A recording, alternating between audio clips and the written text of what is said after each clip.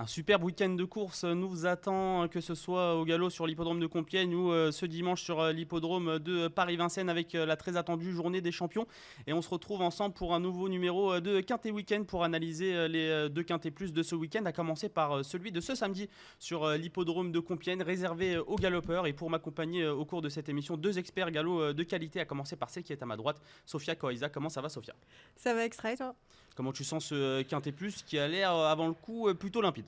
Ouais, justement, limpide, c'est le mot. Je trouve qu'il y a quand même il y a quelques belles bases à détacher. Des belles bases qu'on va essayer de détacher ensemble avec Sophia et avec Jordan Philippi qui est en face d'elle. Comment ça va, Jordan? Salut Abdelak, salut Sophia, bonjour à tous, ça va très bien. On a un quintet faible en partant mais qui est accessible pour le jeu. Et tu as parlé de la réunion de dimanche à Vincennes, on a un très beau week-end de sport qui nous attend. Et on va attaquer sans plus tarder l'analyse donc de ce Quintet Plus ce samedi sur l'hippodrome de Compiègne. Sophia, présente-nous cette course dans les grandes lignes. On a dit que c'était réservé aux stayers. Est-ce que tu peux nous en dire plus? Ouais, donc un quintet plus réservé, enfin des chevaux bien connus des quintéistes. On l'a dit, je sais plus, qu'il y aura le forfait du numéro 6, Christabel. Ils seront plus que 13 stayers à s'élancer sur les 2800 mètres de l'hippodrome du Putois. 2800 mètres à parcourir, donc avec des chevaux qu'on commence à connaître dans cette catégorie. Jordan, qui aura ta préférence dans ce quintet? Écoute, je vais aller sur le numéro 3, Spanish Prince, qui fera partie des favoris. Le cheval n'avait couru qu'une fois dans le handicap, je crois que c'était à Dieppe, sur une autre distance, sur 1800 mètres. Le cheval s'est déclenché quand on l'a rallongé. Et c'est vrai que ses dernières performances sont très bonnes. Dernièrement à Châteaubriand, il est tombé sur un certain Barbat, ou Barbaté, je ne sais pas comment on le prononce d'ailleurs. Je sais pas c'est quoi. Moi je dis Barbaté. Voilà, Barbaté, on aussi, dira ouais. Barbaté, qui a gagné depuis au niveau supérieur. L'entraînement de Jérôme Régnier qui est très habile. Je ne pense pas qu'il retourne à handicap en dépit d'une valeur élevée s'il ne le voit pas compétitif.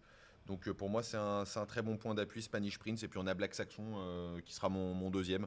C'est un cheval qui est en plein boom actuellement. Alors, c'est vrai qu'il a été lourdement pénalisé, mais la forme à cette époque-là de l'année, ça compte. Il a peu, voire pas du tout d'expérience à Compiègne. La dernière fois qu'il avait couru à Compiègne, ça ne s'était pas bien passé, mais c'est un cheval de bon terrain.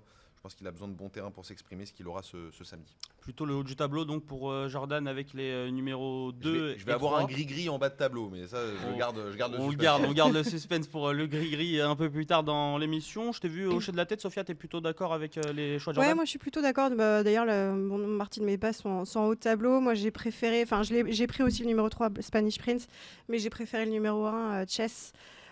Pensionnaire des époux Brandt qu'on a vu en pleine forme. Ils ont remporté encore le quintet hier avec Cosibir. Ouais. Chess, il est en pleine forme, irréprochable cette année. Il tourne un peu autour du pot. Il va avoir tout son terrain.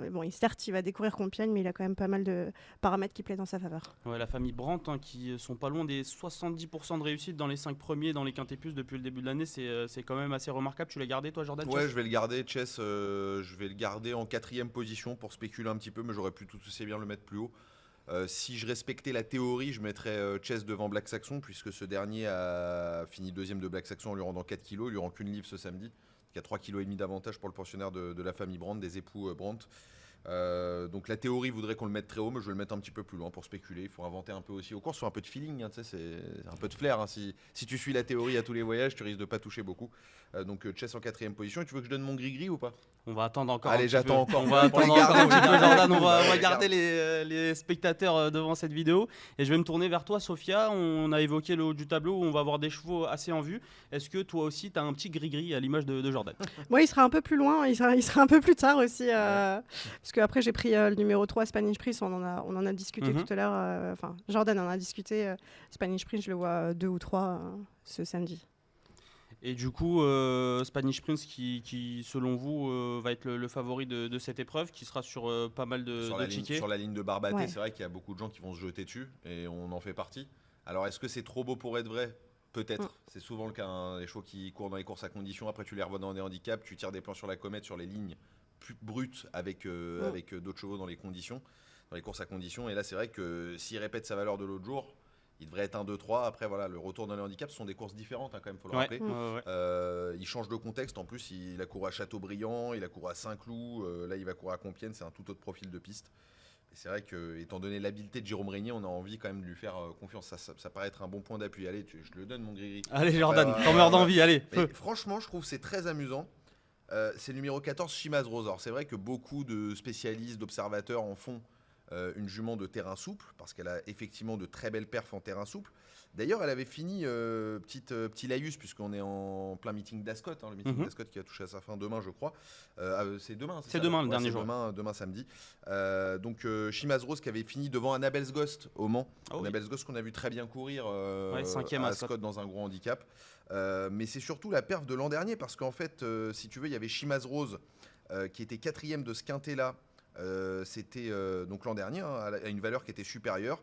Elle avait le 15 dans les stalles en plus ce jour-là, et j'y étais. C'était bon terrain ce jour-là à Compiègne, comme ce sera samedi. Je crois que Chimaz Rose peut être un vrai bel outsider. Ouais, Chimaz Rose qui avait d'ailleurs créé la surprise l'année dernière, qui était déjà proposé à une cote d'outsider dans ce même quintet où Sapristi d'ailleurs se classait deuxième.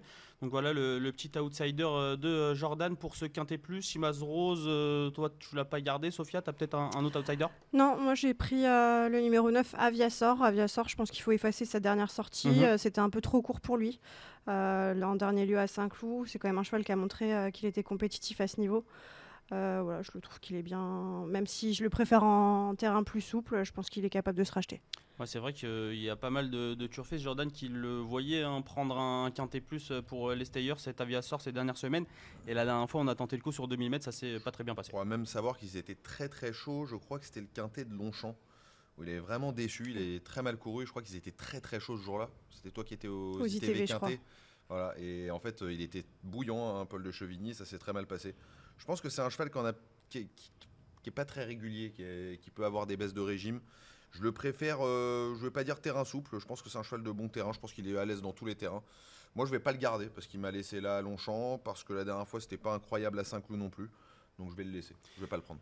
Jordan, donc, il ne va pas garder Aviasor dans son ticket. Et ben, je te propose de garder la main, Jordan, pour justement passer au ticket et nous proposer ta combinaison pour ce quintet. J'hésitais à faire un 4 champ total et finalement je vais faire un 6 en ligne avec en tête donc Spanish Prince le numéro 3, en deuxième position Black Saxon, en troisième position mon gris Chimaz Rose le numéro 14. Je garde ensuite Las Chess en quatrième position associé à Maxime Guyon. Sapristi le numéro 8 qui était deuxième de cette course l'an dernier. Vrai cheval de bon terrain, faut pas l'écarter. Puis je vais garder Dempil le numéro 10.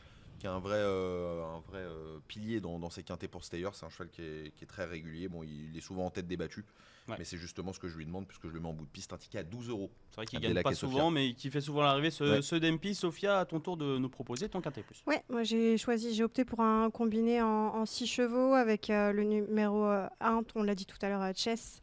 Ensuite, le numéro 3, Spanish Prince. Ensuite, j'ai pris le numéro 9, Aviasor, qui est capable de se racheter.